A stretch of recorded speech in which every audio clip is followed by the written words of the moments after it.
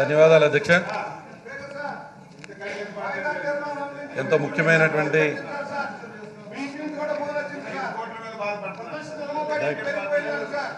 అధ్యక్ష, చాలా సంతోషం అధ్యక్ష. మీకు గౌరవ ముఖ్యమంత్రి గారికి ఈ అవకాశం ఇచ్చినందుకు ధన్యవాదాలు తెలుపుతూ, నిజంగా అధ్యక్ష ఏంటి అధ్యక్ష వీళ్ళు మళ్ళీ అధ్యక్ష ఎంతో ముఖ్యమైనది, వీళ్ళకి ఎవరి మీద గౌరవం లేనట్టుంది అధ్యక్ష. సాక్షాత్తు గవర్నర్ గారే వచ్చి హిజ్ ఎక్సలెన్సీ గవర్నర్ గారు నిన్న ఇచ్చినటువంటి స్పీచ్ని కూడా వినటానికి కూడా వీళ్ళకి ఇబ్బంది. ఈరోజు మళ్ళీ చైర్ దగ్గరికి వచ్చేస్తారేంటి అధ్యక్ష వీళ్ళు? అధ్యక్ష వీళ్ళు ఎంతసేపు కూడా ప్రజలకు జరిగినటువంటి మంచిని మేము ఎక్కడ ప్రజల ముందుకు తీసుకువెళ్తామా అనేది వీళ్ళకి భయం పట్టుకుని ఈరోజు మళ్ళీ కుర్చీ దగ్గరికి వస్తున్నారు అధ్యక్ష.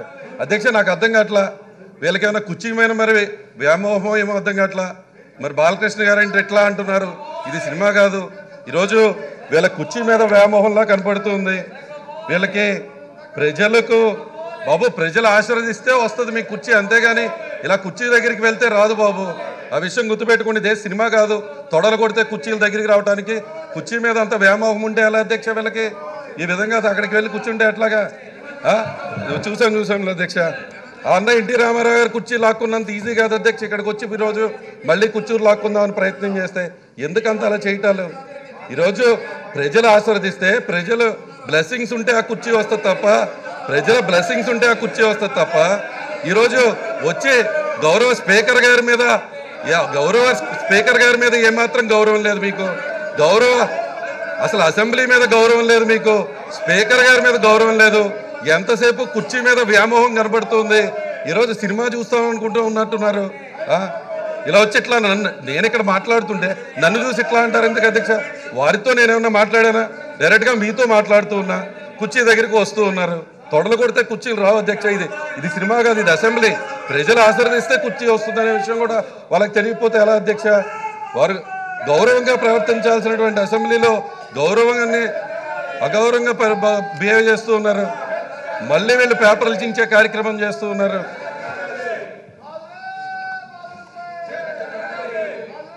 అధ్యక్ష వీళ్ళు బయటేమో రా కదలిరా అని అంటున్నారు. వీళ్ళందరూ కూడా వెళ్ళి ఆయన దగ్గరికి వెళ్ళాలనేటువంటి భావనతో ఇక్కడ వీళ్ళు ఉన్నట్టున్నారు. రా కదలిరా అంటే అక్కడ జనం రావట్లేదు. రా కదలిరా అంటే లోకేష్ బాబు గారే రావట్లేదు. వీళ్ళు కూడా వెళ్ళి అక్కడ వాళ్ళతో పాటు వెళ్ళాలనేటువంటి తప్ప ఎక్కడన్నా ఏమాత్రమన్నా చిత్తశుద్ధి ఉంటే, ప్రజలకు మేమేం మంచి చేసామో మేము చెప్పడానికి రెడీగా ఉన్నాం. వాళ్ళకు కూడా చిత్తశుద్ధి ఉంటే వాళ్ళు గత 5 సంవత్సరాల్లో వాళ్ళు ఏం చేశారో చెప్పమనండి అధ్యక్ష. ఈ విధంగా సాక్షాత్తు గవర్నర్ గారి స్పీచ్ మీద మాట్లాడే అవకాశం వస్తే దీన్ని కూడా వీళ్ళు ఈ విధంగా ఇబ్బంది పెట్టే పరిస్థితి ఉంటే ఎలా అధ్యక్ష? అధ్యక్ష వీళ్ళింకా మారరు. ఈరోజు ఆ పేపర్లు చింపేసే విధానం, ఇంకా వీళ్ళు ఎంత అనుభవం ఉన్నటువంటి రాజకీయ నాయకులు అనుకున్నాం. చిన్నపిల్లలాగా పేపర్లు చింపి మీ మీద వేస్తూ మీ చైర్ని కూడా తోసేసే ప్రయత్నం చేస్తున్నటువంటి వీళ్ళకి ఎందుకో కుర్చీ మీద అంత వ్యామోహం అర్థం కావట్లేదు అధ్యక్ష. అధ్యక్ష నిన్న గౌరవ గవర్నర్ గారు, his excellency the governor of Andhra Pradesh doctor S Nazeer Ahmed గారు, ఆయన ఎంతో విలువలతో కూడినటువంటి వ్యక్తి. గవర్నర్ గారు అధ్యక్ష ఏంటి అధ్యక్ష విజిల్స్ ఏంటి అధ్యక్ష? గవర్నర్ గారు injustice anywhere is the threat to justice everywhere అని ఒక గొప్ప సిద్ధాంతం ఉన్నటువంటి గవర్నర్ గారు, అటువంటి గవర్నర్ గారి యొక్క స్పీచ్ని, గవర్నర్ గారు చెప్పిన ప్రసంగంపై గవర్నర్ గారు చెప్పిన ప్రసంగంగా మాట్లాడుతుంటే కూడా వీళ్ళు విధంగా బిహేవ్ చేస్తున్నారంటే ఎంత దారుణం అధ్యక్ష. వీళ్ళు అసలు గవర్నర్ గారి మీద గౌరవం లేదు, మీ స్పీకర్ గారి చైర్ మీద గౌరవం లేదు. ఏదో ఊళ్ళో ఉన్నటువంటి ప్రజలు ఆ విజిల్స్ ఏంటి అధ్యక్ష? ఆ పేపర్లు చింపి వేయటం ఏంటి అధ్యక్ష? అధ్యక్ష ఇది నిజంగా అసెంబ్లీని కూడా కించపరిచే విధంగా ఉంది అధ్యక్ష వీళ్ళు చేసే ప్రవర్తన. మీ ప్రవర్తన అధ్యక్ష ఇక్కడ గట్టిగా చూస్తే 10 మంది లేరు అధ్యక్ష. మొన్న 23 సీట్లు వచ్చినాయి, ఇప్పుడు 10 మంది మిగిలారు. ఈసారి ప్రజల్లోకి వెళ్తే ఆ 10 సీట్లు కూడా వచ్చే పరిస్థితి లేదు అధ్యక్ష. ఏంటి అధ్యక్ష ఇది? ఏంటి అధ్యక్ష ఇది? ఈ విజిల్స్ చేయటం ఏంటి? వీరి యొక్క ప్రవర్తన ఏంటి? ఈ విజిల్స్ యొక్క ప్రవర్తన ఏంటి? సాక్షాత్తు గవర్నర్ గారి పైన, గవర్నర్ గారి మీద కూడా ఏమాత్రం మర్యాద లేనటువంటి వ్యక్తులు బయటికి వెళ్ళి ఊదుకోండి అప్ప, బయటికి వెళ్ళి ఊదుకోండి. ఇది సినిమా కాదు. ఫ్లూట్ చూడో విజిల్స్ ఊతే ఇక్కడ ఎవరో భయపడేవాళ్ళు లేరు.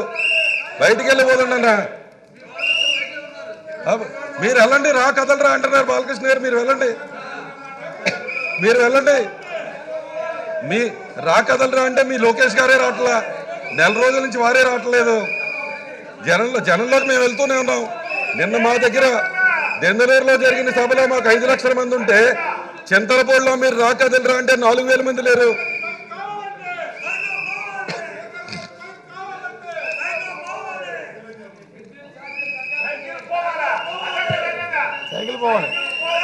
అధ్యక్ష వాళ్లే సైకిల్ పోవాలనుకుంటున్నారు అధ్యక్ష. వాళ్లే సైకిల్ పోవాలంటున్నారు అధ్యక్ష. వాళ్లే సైకిల్ పోవాలనుకుంటున్నారు అధ్యక్ష.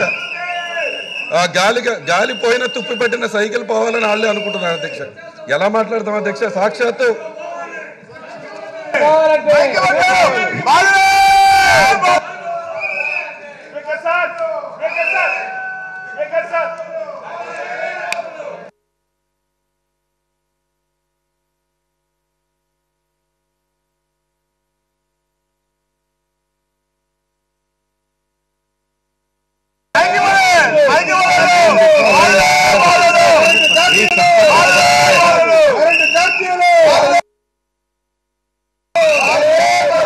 శ్రీ బెంగళూరు అశోక్, బాలకృష్ణ, శ్రీమతి భవాని,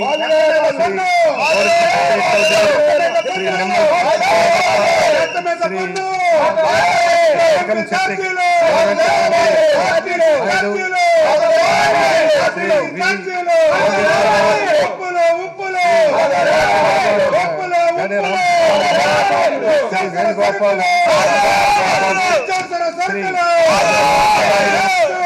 నిమ్మల రామానాయుడు, గొట్టిపాటి రవికుమార్, శివరాజ్,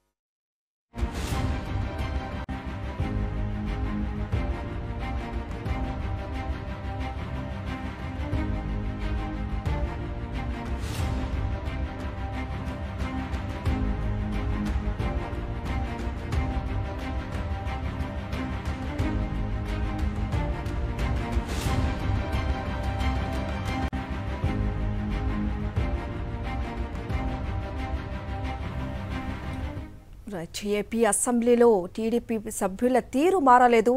మళ్ళీ స్పీకర్ పోడియం వద్దకు వెళ్లి టీడీపీ సభ్యులు ఒక గందరగోళం అయితే సృష్టించారు. రెడ్ లైన్ దాటి స్పీకర్ ఛాంబర్లోకి వెళ్లారు టీడీపీ సభ్యులు. స్పీకర్పై పేపర్లు విసరడం కూడా మనం చూసాము. సభా నిబంధనలకు విరుద్ధంగా టీడీపీ సభ్యుల తీరు మనం చూసాము. సభలో విజిల్స్ వేస్తూ అరాచకాలకు పాల్పడుతున్నారు టీడీపీ సభ్యులు.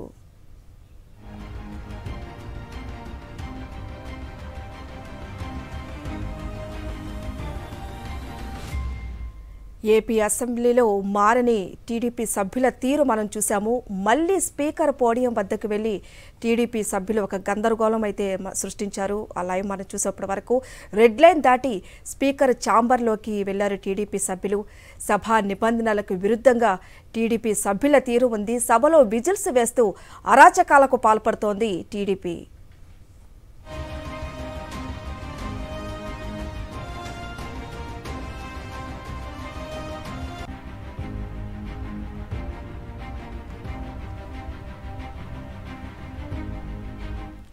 శాసనసభలో టీడీపీ సభ్యుల తీరు మారలేదు. సభా కార్యకలాపాలకు టీడీపీ సభ్యులు అడ్డు తగిలారు.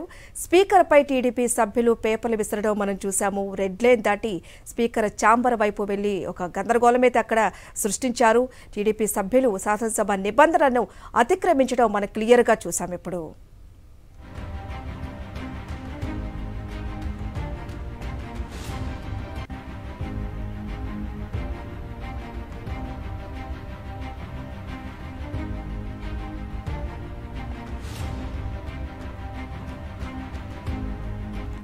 ఇక టీడీపీ సభ్యుల తీరు మారలేదు.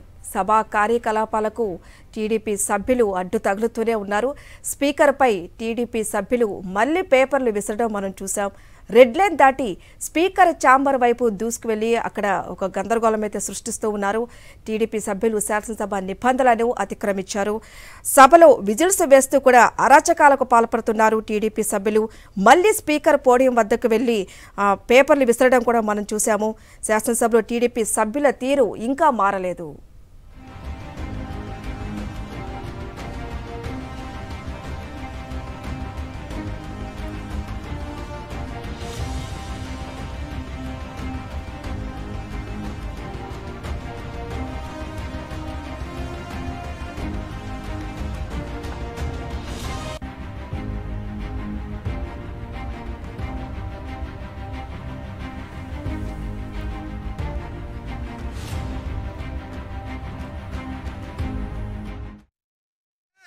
జగనన్న రావాలి, సైకిల్ పోవాలి, జగనన్న రావాలి.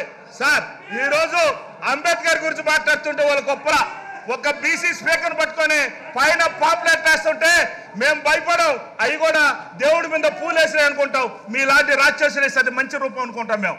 ఎందుకంటే చంద్రబాబు నాయుడు రూపంలో ఉండే ఆయన పిచ్చి పట్టిపోయింది. పిచ్చి పట్టి వచ్చిన వాళ్ళు కూడా అందరూ కూడా పిచ్చిపోయినట్టుగా ఈరోజు బిహేవ్ చేస్తున్నారు. వచ్చేసి ఇది పద్ధతి కాదు. ఈరోజు బడ్జెట్ అదేవిధంగా నిన్న గవర్నర్ గారు ఒక మంచి రాష్ట్రంలో జరిగిన అభివృద్ధి గురించి చెప్పారు. అభివృద్ధి చేస్తుంటే వినలేక తట్టుకోలేక వాళ్ళందరూ ఎలా బిహేవ్ చేశారు మనందరం చూసాం. ఎడైనా చెప్పేప్పుడు మంచి మాటలు మనం భగవద్గీత చెప్తా ఉంటాం, వింటాం. ఖురాన్ చెప్తా ఉంటాం, వింటా ఉంటారు. అదేవిధంగా బైబిల్ చెప్తా ఉంటారు, వింటా ఉంటారు. కానీ నిన్న ఆ మూడు కలిపితే గవర్నర్ గారు ఈ రాష్ట్రానికి ఏం కోరుకున్నారో భగవంతులు కావచ్చు అన్నిట్లో అందరూ కోరుకున్నది జరిగితే అది తట్టుకోలేక చంద్రబాబు నాయుడు గారు ప్రజల్లో వెళ్ళిపోతుంది. అన్ని పథకాలన్నీ కూడా 100కి 99% జగన్మోహన్ రెడ్డి గారు చేసేశారు అనే ఉద్దేశంతో అది పోకూడదని ఈరోజు ఆడికి వచ్చేసి ఈరోజు ఆర్టీసీ గురించి మాట్లాడతారు. వాళ్ళకి అర్హత ఉంది ఆర్టీసీ గురించి మాట్లాడేది? ఎవరు చేశారు? ఈరోజు వాళ్ళకి పర్మినెంట్ చేశారు ఆర్టీసీ గురించి. విద్యారంగం అదేవిధంగా వైద్య రంగం ఏందండి? ఈ దేశంలో ఈ ప్రపంచంలో జగన్మోహన్ సైతం చూస్తున్నారు. పక్క రాష్ట్రాలు మనం చూసి నేర్చుకోబోతున్నారు. ఇలా ఉండాలి వైద్యం. నిజంగా ర్యాంకులు వస్తున్నాయి. అందులో జగన్మోహన్ రెడ్డి ఫస్ట్ క్లాస్లో పాస్ అయిపోయినాడు. ఆయన ముసలాయన 40 సంవత్సరాలు అన్నింటిలో ఫెయిల్ అయిపోతుంది. నేను కూడా అట్నే ఏవి రాసినా సెకండ్ క్లాస్ వచ్చేవాడిని. నేను ఏవి రాసినా సెకండ్ క్లాస్, చూసి రాసినా సెకండ్ క్లాసే. అదే మాకు చంద్రబాబు నాయుడు ఈరోజు 5 ఏళ్ళు ఇది వచ్చేసి సిపిఎం, సిపిఐ, అదేవిధంగా పవన్ కళ్యాణ్ తెలుగుదేశం, బీజేపీ 5, జగన్మోహన్ రెడ్డి అర్జున్లా బాణం వేస్తున్నాడు. 5 ఏళ్ళు అయిపోతాయి. 5 ఏళ్ళే వీళ్ళు చూసారా వీళ్ళకి. కాబట్టి రాష్ట్రం ప్రజలంతా ఒక సైడు, డబ్బుండోడు ఒక సైడు. ఇది యుద్ధమే. యుద్ధం. పేదోడు బతకాలి, 3 పూటలు తినాలి, ఆరోగ్యంగా బాగుండాలి, ఇంగ్లీష్ మీడియం రావాలి. ఇవన్నీ కూడా అంబేద్కర్ అయితే ఆ మహానుభావుని ఒకప్పుడు పైన అమ్మవారు, కింద ఈరోజు అంబేద్కర్ గారు. చూసారా? మనమైతే 30 కిలోమీటర్ దూరం వస్తుంటే భగవంతుడి రూపంలో అంబేద్కర్ అవపడతాడు. దాని గురించి మాట్లాడితే తట్టుకోలేకుండా అరస్త విజలు వేస్తారండి. అంబేద్కర్ గురించి పైన ఎత్తున్నాడు, కింద అంతున్నాడు, మర్రి చెట్లాగా ఆయన. నిజంగా దేవుడు లాంటి రూపం గల అంబేద్కర్ గురించి మాట్లాడిన కూడా తట్టుకోలేని పరిస్థితి.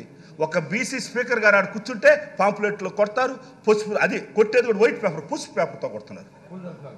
అది మేము పూలుగా భావిస్తాం. మా పార్టీ జగన్మోహన్ రెడ్డి గారు ఒకటే చెప్పారు, వాళ్ళు ఎన్ని అరిసినా ఎన్ని చేసినా ప్రజలు మన సైడ్ ఉండారు, దేవుడు మన సైడ్ ఉండాడు అనే ఉద్దేశంతో ఈరోజు లాస్ట్కి చంద్రబాబు నాయుడు కుట్రలు ఎట్టుంటాయంటే ఈ రాష్ట్రంలో నిజంగా చెప్పాలంటే ఆయన్ని ఒక పెద్ద బాహుబలి పార్ట్ 1, బాహుబలి పార్ట్ 2 అట్ట మీరైతే ఒక పార్ట్లో 1 ఉంటారు అనుకుంటా. రామారావు టైంలో మీరు బాహుబలి 1 స్టోరీలో మీరు ఉంటారు, మేము వచ్చిన బాహుబలి 2 అనుకుంటా.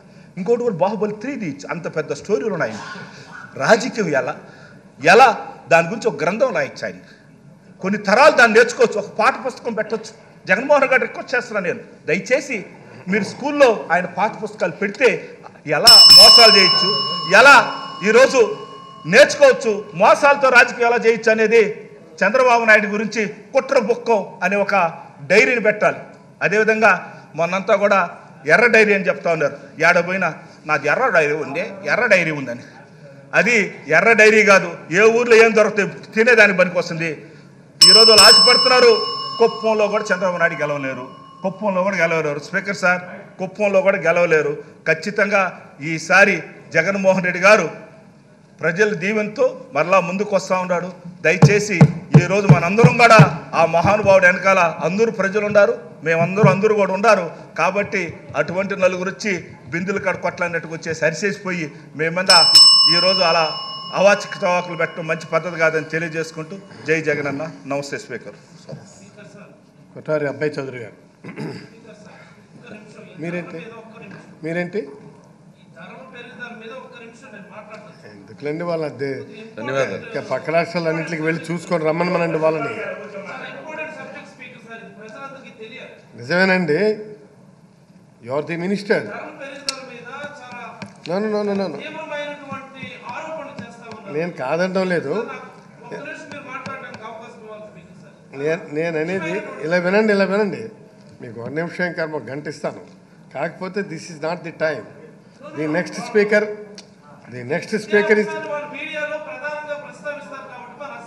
ఇస్తాను. మీరు తొందరగా పడతారు ప్లీజ్, మీరు కానివ్వండి. ధన్యవాదాలు అధ్యక్ష. ఎంతో ప్రతిష్టాత్మకంగా భావించేటువంటి శాసనసభలో ఎంతో ముఖ్యమైనటువంటి ఘట్టమైనటువంటి గవర్నర్ గారి his excellency the governor of AP వారే స్వయాన వచ్చి ఇక్కడ వారి ప్రసంగం ఇచ్చాక వారికి ధన్యవాద తీర్మానాలు అనేది అసెంబ్లీలోనే ఒక గొప్ప విషయం. అలాంటి గొప్ప విషయంలో ఈరోజు చర్చించే సమయంలో ప్రతిపక్షాలు ముఖ్యంగా తెలుగుదేశం సభ్యులు ఈరోజు వారు ప్రవర్తించినటువంటి తీరు చాలా దారుణం అధ్యక్ష. వారే ఈరోజు పోడియంని చుట్టుపడతారు. వారికి ఏంటో నాకు అర్థం కాదు. ఎప్పుడూ కూడా వారి కుర్చీ మీద వ్యామోహం. అన్న ఎన్టీ రామారావు గారి కుర్చీని లాక్కున్నట్టే ఎక్కడ కుర్చీ కనపడితే అక్కడ కుర్చీని లాక్కోవాలనేటువంటి ప్రయత్నం నిజంగా చాలా చాలా బాధాకరం అధ్యక్ష. ఈరోజు ప్రజలు ఆశీర్వదించే కుర్చీలో కూర్చోగలుగుతారు తప్ప ఈ విధంగా వచ్చి దౌర్జన్యం చేసి కుర్చీలో కూర్చోవాలనేటువంటి వాళ్ళ భావన, వాళ్ళు చేసినటువంటి బిహేవియర్ ఈరోజు నిజంగా చాలా బాధ వేస్తూ ఉంది. ఈరోజు పేపర్లు చింపి సాక్షాత్తు సభాపతి అయినటువంటి మీ మీదే వారి యొక్క దాడి చేసే ప్రయత్నం. ఎంత మీరు ఓపిక పట్టి, ఎంతో దాదాపుగా గంటగా ఓపిక పట్టి వాళ్ళకి సమయం ఇచ్చి మీరు వెళ్ళి కూర్చోండి, మీరు గవర్నర్ గారి స్పీచ్పై మీకు కూడా అవకాశం కల్పిస్తాము, మీరు మాట్లాడండి అని వారికి మీరు ఎంత వివరించినా, ఎంత చక్కగా చెప్పినా కూడా ఏమాత్రం కూడా ప్రజలకు వివరించేటువంటి ఆలోచన లేకుండా అక్కడ వారి నాయకులు కదిలిరా అంటే ప్రజలు ఎలాగో కదిలి రావట్లేదు కాబట్టి వీళ్ళల్లా వెళ్ళాలనేటువంటి భావన. అదే వాళ్ళే మాట్లాడుతున్నారు, వాళ్ళే రెడ్ బుక్ అంటారు. ఈరోజు అక్కడ రెడ్ లైన్ పెడితే దాన్ని దాటొచ్చి ఆ రెడ్ బుక్లో పేరు వీళ్ళే రాసుకుంటారేమో అర్థం కాదు. ఇంత దారుణమైన పరిస్థితి. నిజంగా ప్రతిపక్షాలు పూర్తిగా ఈరోజు చూస్తే 10 మంది కూడా లేరు అధ్యక్ష.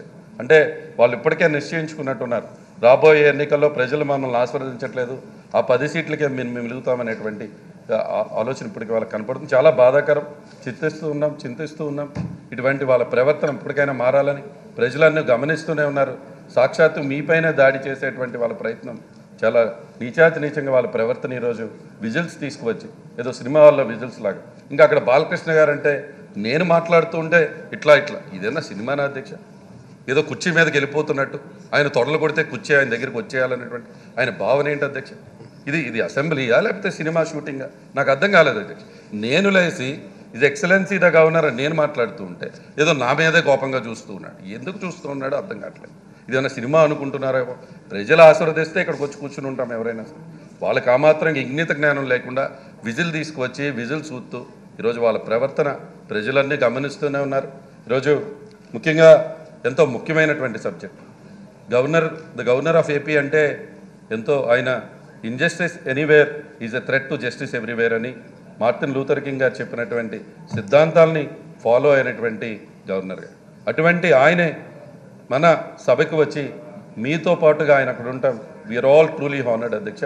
వారు వచ్చి వారు ఇచ్చినటువంటి ప్రసంగం, వారు చెప్పినటువంటి మాటలు, మన ప్రభుత్వం యొక్క పనితీరు గురించి వారు వివరించినటువంటి ఏ విధంగా వారు వివరించారో ఎంతో ఓపికగా వారు ఎంతో చక్కగా వాళ్ళు వివరిస్తే అదంతా కూడా వినలేనటువంటి ప్రతిపక్షాలు ప్రజలకి మెసేజ్ వెళ్తుందనేటువంటి భావం.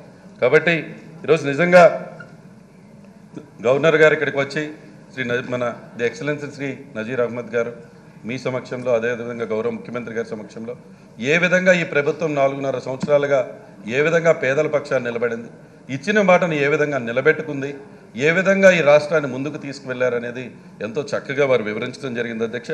నిజంగా ఎందుకంటే వారు మాట్లాడుతూ ఒక రాజకీయ నాయకులు అనేవారు మేనిఫెస్టో పెట్టాక ఆ మేనిఫెస్టోకి ఎంత కట్టుబడి ఉండాలి, ఈరోజు నిజంగా ఆయనే మై గవర్నమెంట్ అని ఆయన మాట్లాడుతూ ఉంటూ ఆయన గవర్నమెంట్లో ఈరోజు పెట్టినటువంటి మేనిఫెస్టోలో 99% హామీల్ని నెరవేర్చిన ముఖ్యమంత్రి గారిని వారు ఎప్రిషియేట్ చేస్తుంటే మా అందరికి కూడా చాలా ఆనందంగా అనిపించింది అధ్యక్ష. ఎందుకంటే సాక్షాత్తు గవర్నర్ గారే వచ్చి వారే పేర్కొనటం, ప్రజాసేవ పట్ల మా సీఎం గారికి ఉన్నటువంటి చిత్తశుద్ధిని వారు ఎప్రిషియేట్ చేయడంతో నిజంగా మా అందరికీ కూడా చాలా ఆనందంగా అనిపిస్తుంది అధ్యక్ష.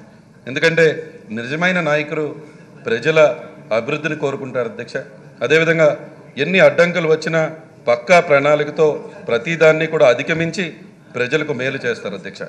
అదేవిధంగా కళ్ళపల్లు కబుర్లు చెప్పే నాయకులు గ్రాఫిక్స్ చూపిస్తారు.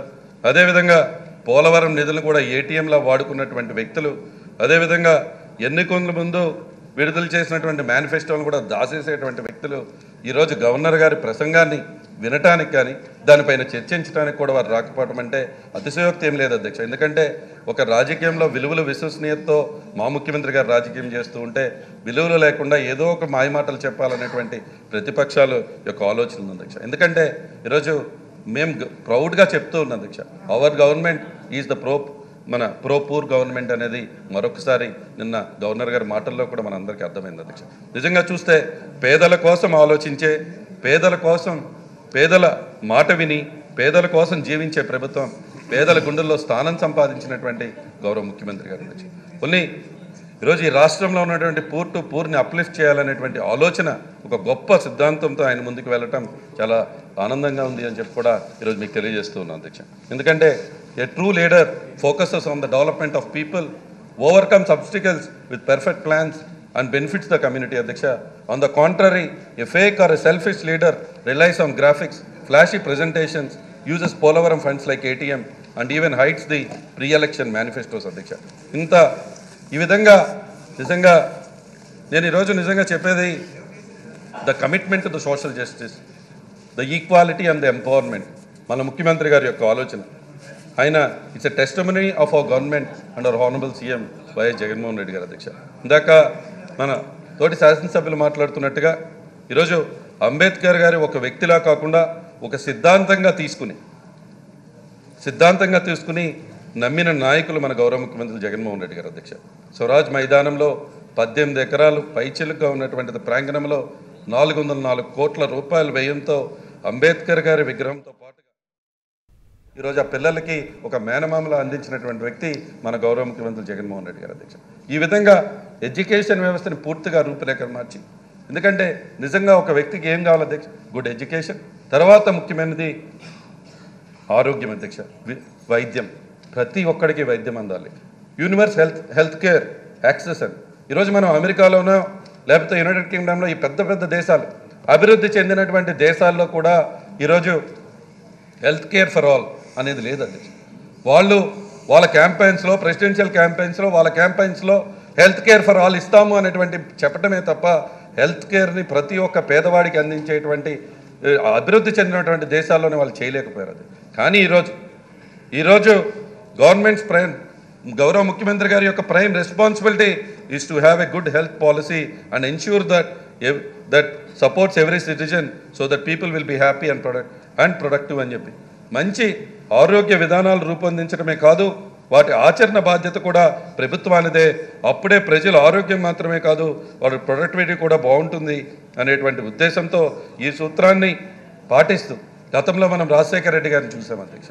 ఆరోగ్యశ్రీని తీసుకువచ్చి ఆయన 2 అడుగులు వేస్తే ఈరోజు 4 అడుగులు ముందుకు వేసి ఈరోజు ఆరోగ్యశ్రీని మరింతగా ముందుకు తీసుకువెళ్ళి పేదవారికి వైద్యం అందాలనేటువంటి గొప్ప ఆలోచన. ఆరోగ్యశ్రీని 5 లక్షల నుంచి 25 లక్షల రూపాయలకి పెంచినటువంటి ఘనత మన గౌరవ ముఖ్యమంత్రి గారి అధ్యక్ష.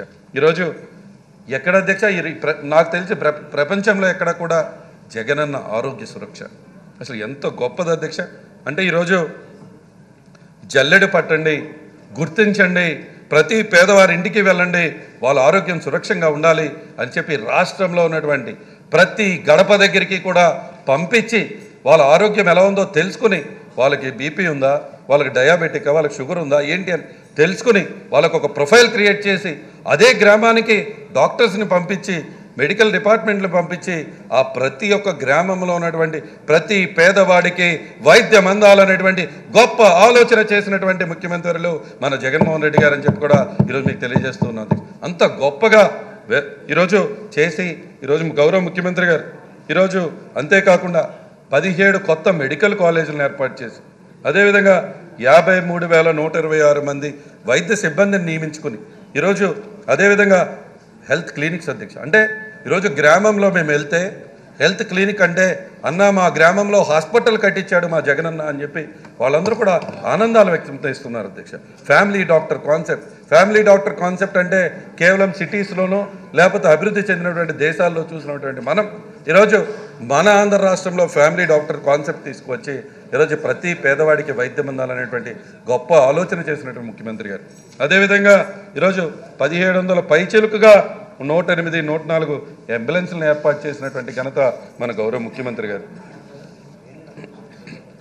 అంటే ఈరోజు ఒకటే చెప్తున్నారు అధ్యక్ష ముఖ్యమంత్రి గారు, చేతు నుంచి ఖర్చు పెట్టాల్సిన పరిస్థితి రాకూడదు, పేదవారికి వైద్యం అందాలి, వాళ్ళ చేతుల్లోంచి ఖర్చు పెట్టేటువంటి పరిస్థితి రాకుండా ప్రతి పేదవారికి వైద్యం అందాలనేటువంటి ఒక గొప్ప ఆలోచన చేసినటువంటి గౌరవ ముఖ్యమంత్రి గారు అధ్యక్ష. ఈరోజు 10,132 వైఎస్ఆర్ హెల్త్ క్లినిక్స్ని ఈరోజు గ్రామాల్లో ఏర్పాటు చేసి ఈరోజు 1142 ప్రైమరీ హెల్త్ సెంటర్స్ని ఏర్పాటు చేసి 177 కమ్యూనిటీ హెల్త్ సెంటర్స్ని ఏర్పాటు చేసి 43 ఏరియా హాస్పిటల్స్ని ఏర్పాటు చేసి 9 డిస్ట్రిక్ట్ హాస్పిటల్స్ని పెట్టి 3 స్పెషాలిటీ హాస్పిటల్స్ని పెట్టి 3 సివిల్ డిస్పెన్సరీస్ పెట్టించి 11 టీచింగ్ హాస్పిటల్స్ పెట్టించి 15 స్పెషాలిటీ హాస్పిటల్స్ పెట్టించి ఈరోజు అంతేకాకుండా 542 ఈరోజు యూపీహెచ్సిస్ పెట్టించి ఈరోజు అంటే ఈ రాష్ట్రంలో ఉన్నటువంటి ప్రతి పేదవారికి వైద్యం అందాలనేటువంటి గొప్ప ఆలోచన చేసినటువంటి ఏకైక ముఖ్యమంత్రి మన జగన్మోహన్ రెడ్డి గారు. ఈరోజు పేదవారికి వైద్యం అందుతుందంటే దానికి కారణం మన జగన్మోహన్ రెడ్డి గారు, మన ప్రభుత్వం అని చెప్పి ఈరోజు నిన్న సాక్షాత్తు గవర్నర్ గారు కూడా వారి ప్రసంగంలో వైద్యానికి మనం చూపిస్తున్నటువంటి మనం చేస్తున్నటువంటి విధానాన్ని వారు కూడా నిన్న ఎప్రిషియేట్ చేస్తూ ముఖ్యమంత్రి గారిని కొనియాడారు. అంటే నిజంగా ఏ విధంగా ఈరోజు గ్రామాల్లో ప్రజలకు వైద్యం అందుతుందో మనం చూస్తూ ఉన్నాం అధ్యక్ష. ఈ విధంగా మనం చెప్పుకుంటూ పోతే ప్రతి సెక్టర్ విద్య గురించి మాట్లాడుకున్నాం, వైద్యం గురించి మాట్లాడుకున్నాం, అదేవిధంగా వ్యవసాయ రంగాన్ని గురించి మాట్లాడితే కూడా ప్రతి రంగము కూడా రాష్ట్ర ప్రగతికి వెన్నెముకగా ఉండేటువంటి వ్యవసాయ రంగం. మన రాష్ట్ర జనాభాలో 62% మంది ఇప్పటికే వ్యవసాయం మరియు అనుబంధ రంగాలపై ఆధారపడి ఉన్నారు. ఈ రంగంలో ఈరోజు ఈ రంగాన్ని ముందుకు తీసుకువెళ్ళాలని ఈ అసెండింగ్ అగ్రికల్చర్ గ్రోత్ని తీసుకొచ్చినటువంటి ముఖ్యమంత్రి మన జగన్మోహన్ రెడ్డి గారు. ఫ్రమ్ గతంలో చంద్రబాబు నాయుడు గారు మార్చి 2019 సమయంలో ఫ్రమ్ సెకండ్ టు లాస్ట్ ఉండేవాళ్ళ మధ్యకి ఈ భారతదేశంలో మనం దాని నుంచి ఈ భారతదేశంలో నెంబర్ 7 ఇన్ ద కంట్రీగా తీసుకొచ్చినటువంటి ఘనత. అంటే ఫ్రమ్ 27th ర్యాంక్ ఈరోజు 7th ర్యాంక్కి ఈరోజు గ్రోత్ రేట్ -6.5% గ్రోత్ రేట్ ఉన్నటువంటి అగ్రికల్చర్ సెక్టార్ని గతంలో చంద్రబాబు నాయుడు గారు ఉన్నప్పుడు -6.5%గా ఉన్నటువంటి అగ్రికల్చర్ గ్రోత్ రేట్ని ఈరోజు పాజిటివ్లోకి తీసుకొచ్చి +5.56 గ్రోత్ రేట్కి తీసుకొచ్చినటువంటి ఘనత మన గౌరవ ముఖ్యమంత్రి గారిది కాదా అని చెప్పి మిమ్మల్ని అడుగుతున్నాను. ఇంత గొప్పగా తీసుకెళ్ళినటువంటి వ్యక్తి. నిన్న కూడా సాక్షాత్తు గవర్నర్ గారు హిజ్ ఎక్సలెన్సీ కూడా ఇంత పెద్ద ఎత్తున వ్యవసాయంలో విప్లవాత్మక మార్పులు తీసుకొచ్చినటువంటి గౌరవ ముఖ్యమంత్రి గారిని మన ప్రభుత్వాన్ని అప్రిషియేట్ చేస్తున్నారు అధ్యక్ష. అదేవిధంగా ప్రతి స్కీము కూడా ప్రతి సంవత్సరం 13,500 రూపాయలు ఈరోజు రైతు భరోసా PM కిసాన్గా ఇచ్చే కార్యక్రమం కానీ అదేవిధంగా ఈరోజు ఎప్పుడూ లేని విధంగా రైతు భరోసా కేంద్రాలు 10,778 రైతు భరోసా కేంద్రాలు అంటే ప్రతి గ్రామంలో ఈరోజు రైతుకి ఒక వన్ స్టాప్ షాప్గా మార్చి రైతుకు ఏ అవసరం ఉన్నా కూడా రైతు భరోసా కేంద్రం అనేటువంటి ఎందుకంటే మారుతున్నటువంటి అగ్రిటెక్ రంగంలోకి మారుతున్నటువంటి ఈ ప్రపంచంలో రైతన్న వెనకపడకూడదు. రైతన్నకు కూడా అగ్రికల్చర్ నుంచి టెక్నాలజీ కూడా అనుసంధానం చేయాలి. రైతుకు ఏదన్నా ఇబ్బంది ఉంటే అదే గ్రామంలో ఉన్నటువంటి రైతు భరోసా కేంద్రం